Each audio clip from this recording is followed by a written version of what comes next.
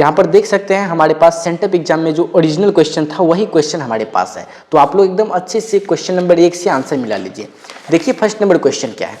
पहला प्रश्न है निम्न में से किस लेंस की फोकस दूरी धनात्मक होती है। तो उत्तल लेंस की फोकस दूरी धनात्मक होती है, ऑप्शन 1 करेक्ट आंसर। ठीक, नेक्स्ट क्वेश्चन निम्नलिखित में से कौन उत्तल दर्पण की फोकस दूरी है जिसकी वक्रता त्रिज्या 32 सेंटीमीटर है। फोकस दूरी निकालने के लिए वक्रता त्रिज्या में 2 से भाग लगाएंगे तो यहाँ पर कितना हो जाएगा, प्लस में 16 सेंटीमीटर।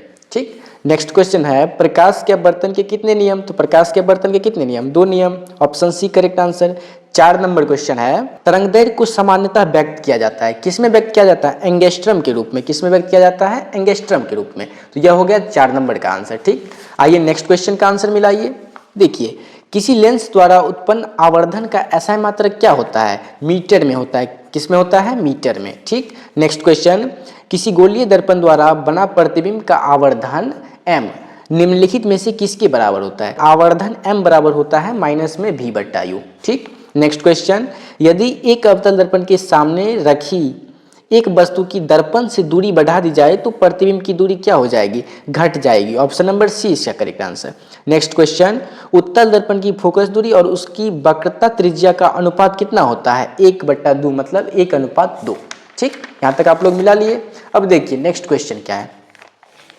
नेत्र लेंस की वक्रता त्रिज्या कम हो जाने से कौन सा दृष्टि दोष होता है। तो इसमें निकट दृष्टि दोष होता है। ठीक, नेक्स्ट क्वेश्चन कांच के अवतल लेंस की वायु में शक्ति होती है, क्या होती है, ऋणात्मक होती है।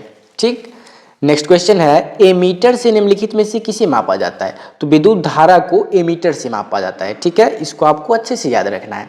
ठीक, नेक्स्ट क्वेश्चन वैसा उपकरण जो विद्युत ऊर्जा को यांत्रिक ऊर्जा में बदल देता है वह क्या कहलाता है, विद्युत मोटर। और इसी तरह से आपसे क्वेश्चन पूछा जा सकता है क्या वैसा उपकरण जो यांत्रिक ऊर्जा को विद्युत ऊर्जा में बदल दे। तो इसका करेक्ट आंसर क्या हो जाता है, जनरेटर मतलब जनित्र हो जाता है। ठीक, तो यहाँ पर option A correct answer. Next question देखिए श्रेणी क्रम से जुड़े दो प्रतिरोधों के प्रतिरोध R1 एवं R2 का समतुल्य प्रतिरोध बराबर होता है किसके, R1 + R2 के। ठीक, नेक्स्ट क्वेश्चन अनवीकरणीय ऊर्जा का स्रोत है, अनवीकरणीय ऊर्जा का स्रोत कौन है, कोयला से प्राप्त ऊर्जा।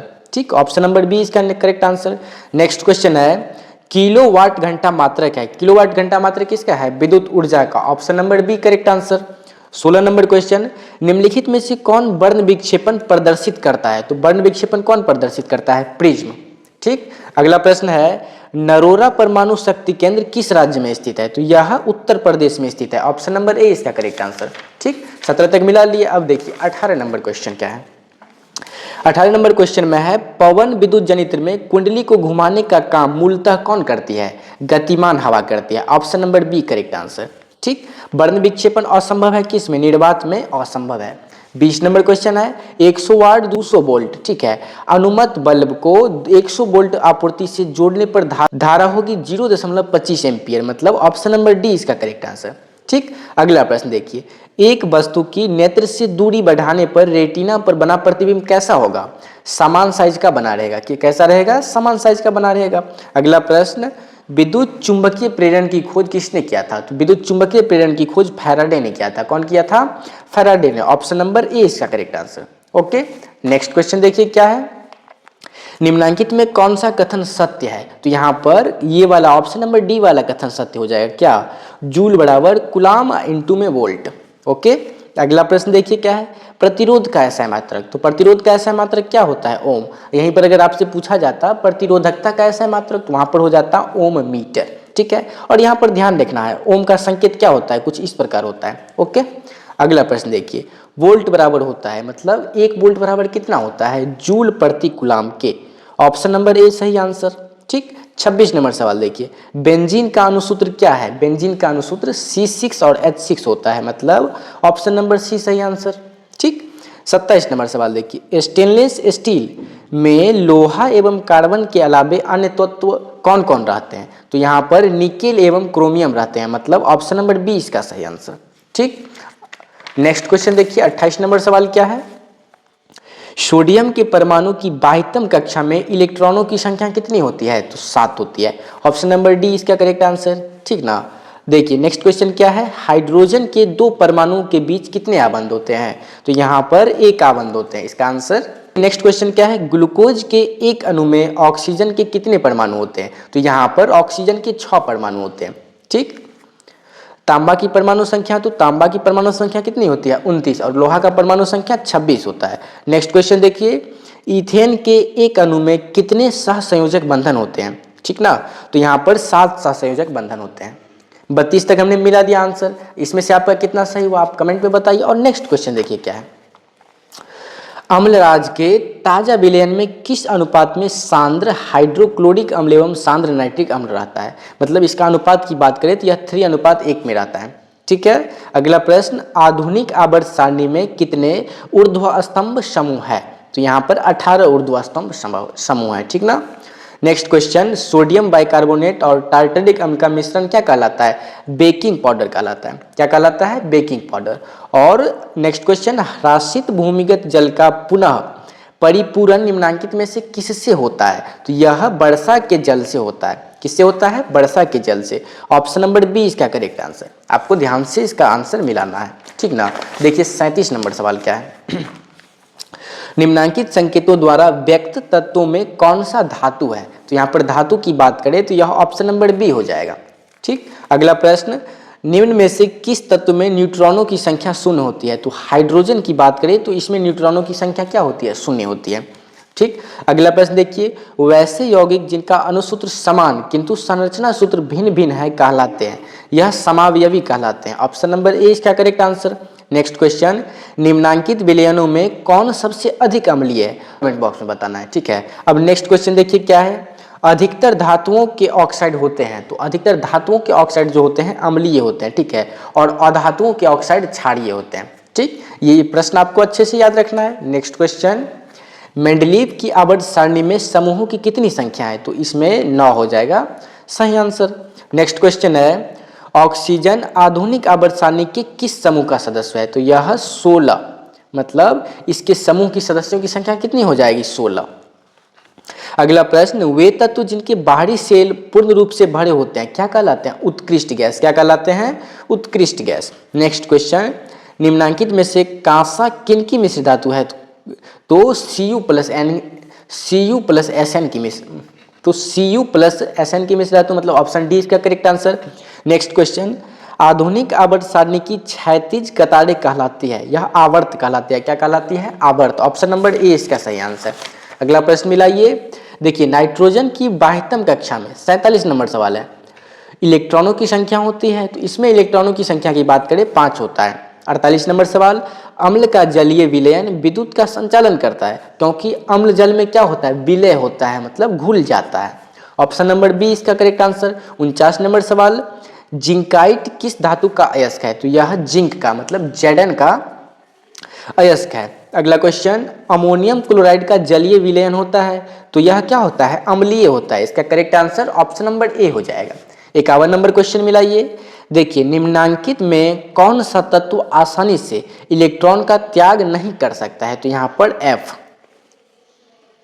मतलब ऑप्शन बी इसका करेक्ट आंसर हो जाएगा। ठीक ना। देखिए नेक्स्ट क्वेश्चन क्या है, यहाँ पर आप लोग स्क्रीनशॉट भी लिख सकते हैं इस तरह से।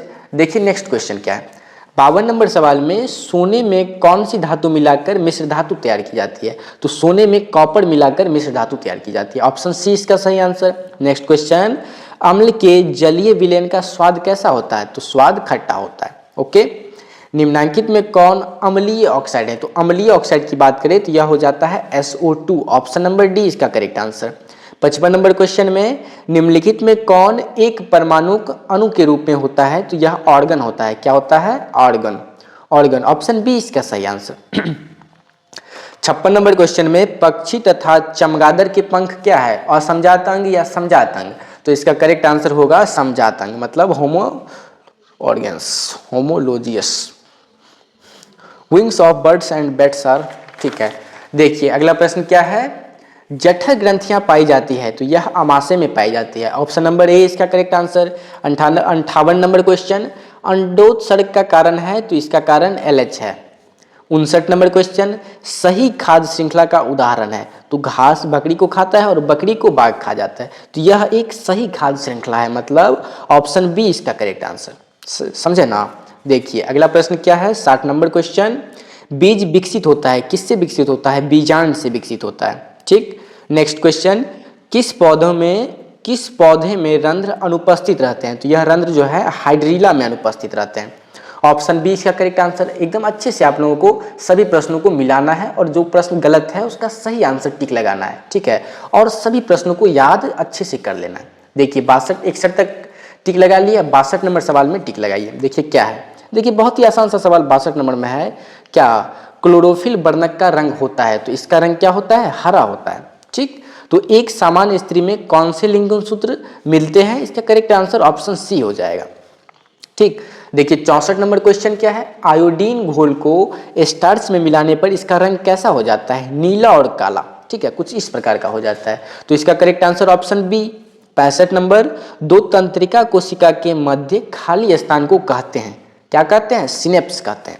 ठीक, तो 66 नंबर क्वेश्चन देखिए, कृत्रिम पारिस्थितिक तंत्र का उदाहरण है, इसका उदाहरण क्या है? तालाब है। ऑप्शन ए इसका करेक्ट आंसर। अगला प्रश्न देखिए क्या है, देखिए नेक्स्ट क्वेश्चन में है, पौधों का उत्सर्जी पदार्थ क्या है? पौधों का उत्सर्जी पदार्थ लैटेक्स है। ओके, 68 नंबर क्वेश्चन, अमीबा में पोषण की कौन सी विधि है? तो इसमें मृतोपजीवी मतलब मृतजीवी पोषण की विधि है। ठीक ना। नेक्स्ट क्वेश्चन देखिए, वायुमंडल में O2 का प्रतिशत क्या है? तो वायुमंडल में O2 की मात्रा 0.03% है। इसका करेक्ट आंसर ऑप्शन ए हो जाएगा, समझे ना। देखिए 70 नंबर सवाल में एक समीकरण दिया गया है, यह किस प्रकार की अभिक्रिया है? तो सूर्य के प्रकाश और क्लोरोफिल वर्णक के उपस्थिति में प्रकाश संश्लेषण की क्रिया होती है। तो इसका करेक्ट आंसर क्या हो जाएगा? Option number B. 71 number question है, लसिका है। लसिका क्या है? लसिका एक उत्तक द्रव है। क्या है? उत्तक द्रव। तो इसका 71 का ए सही आंसर हो जाएगा। नेक्स्ट क्वेश्चन देखिए 72 नंबर, परागकण पाया जाता है। तो परागकण जो होता है परागकोश में पाया जाता है। Option C correct answer. Next question है, निम्नलिखित में कौन छोटी आंत का एक भाग है? तो छोटी आंत का भाग ग्रहणी है। Option D correct answer. शुक्राणु कोशिका होती है, क्या होती है? अगुणित होती है। क्या होती है? अगुणित। सही से आपको टिक लगाना है। अगला प्रश्न देखिए, एक वयस्क मनुष्य में कितने दांत होते हैं? मतलब जो एक आदमी बन जाते हैं, मतलब कि 20-25 साल के आदमी हो जाते हैं, उनमें कुल दांतों की संख्या कितना होता है? 32। Option C correct answer. एकदम इजी सा क्वेश्चन पूछा गया। नेक्स्ट क्वेश्चन है, पादप हार्मोन साइटोकाइनिन सहायक है किसके लिए? प्ररोह के अग्रभाग की लंबाई में वृद्धि के लिए। किसके? प्ररोह के अग्रभाग की लंबाई में वृद्धि के लिए। Option A correct answer. अगला प्रश्न देखिए क्या है। नेक्स्ट क्वेश्चन 77 नंबर सवाल, वंशागत नियमों का प्रतिपादन किसने किया था? देखिए यह क्वेश्चन VVI क्वेश्चन है, ठीक है, इसका आंसर आपको याद रखना है। इसका करेक्ट आंसर क्या हो जाएगा? Gregor John Mendel. ठीक, नेक्स्ट क्वेश्चन देखिए, स्लाइड को सर्वप्रथम कंपाउंड माइक्रोस्कोप से देखा जाता है किस पे देखा जाता है? 10x पर, मतलब ऑप्शन बी इसका करेक्ट आंसर। नेक्स्ट क्वेश्चन है, तिलचट्टा में कितने जोड़े श्वासरंध्र पाए जाते हैं? तो तिलचट्टा में 10 जोड़े श्वासरंध्र पाए जाते हैं, समझे ना। नेक्स्ट क्वेश्चन क्या है, सभी जीव जंतुओं के लिए ऊर्जा का अंतिम स्रोत है। तो ऊर्जा का अंतिम स्रोत जो है यह सूर्य है। ऑप्शन बी इसका करेक्ट आंसर। ठीक है, तो 80 तक हमने हर एक प्रश्न का एकदम करेक्ट आंसर बता दिया। तो अब आप लोगों को बताना है कि आपने इस 80 सवाल में से 40 सवाल बनाया और उस 40 सवाल में से आपका कितना सवाल सही हुआ, कितना क्वेश्चन करेक्ट हुआ, यह आप लोग कमेंट बॉक्स में बताएं। और यह चीज़ जरूर जांच लें कि आपने बोर्ड परीक्षा में कितना सही उत्तर दिया है, उसके अकॉर्डिंग आपका तैयारी कितना हुआ है। अगर अच्छी तैयारी नहीं हुआ तो अभी से तैयारी में लग जाइए और हमारे चैनल को सब्सक्राइब जरूर कर लीजिए, क्योंकि आप लोगों के लिए बहुत ही महत्वपूर्ण क्वेश्चन हमारे चैनल पर आते रहते हैं।